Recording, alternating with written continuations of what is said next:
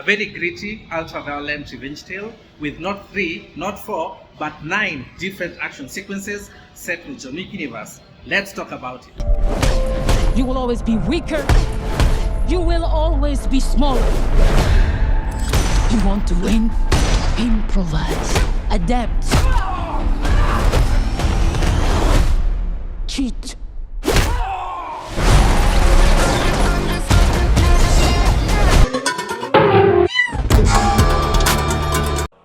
The Ballerina is the story about Eve Macaro, who's a member of the Mascaroma, the same family that John Wick hails from. And they take her in when she's quite young after her father is brutally murdered and give her the necessary training to become an asset to the organization.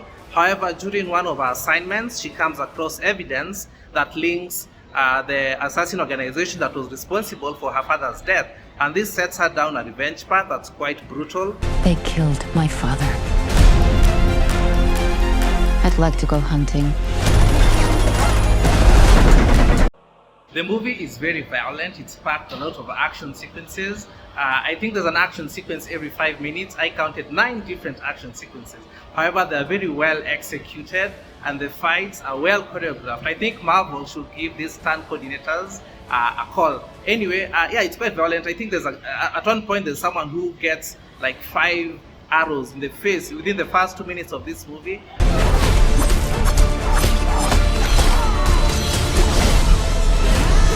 This isn't done until they're dead. I'd really like to appreciate Ana de Armas' commitment to the role of Femme Fatale, and she's quite badass, and the fact that she does her own stunts translates really well on screen. You can clearly see her really embodying that character, Eve Macaro, this dangerous assassin.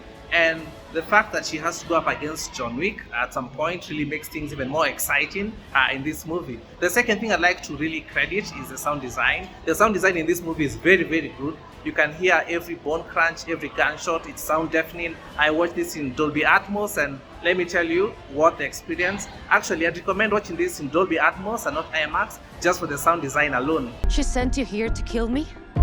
Or you can leave. I'm not leaving. Your choice. Fate. And you cannot change it. So, my final thoughts, I'd say this is a kinetically charged, wonderfully chaotic, action-packed, ultra-violent, theatrical experience, and despite the thin narrative framework, the action brings it all together for that wholesome experience. Also, while watching this, I was getting a lot of similarities to the second Underworld movie, from the cinematography to the tone to the badass female action, even the music. So I was quite surprised to learn when the credits roll that this was directed by the same director who did the Underworld movies. Anyway, that's a slight tangent. This is one of my favorite movies of the year so far. I'm going to give it a rating of 9 out of 10. And if you do like these reviews, then don't forget to hit that subscribe button for more. See you on the next one. Cheers.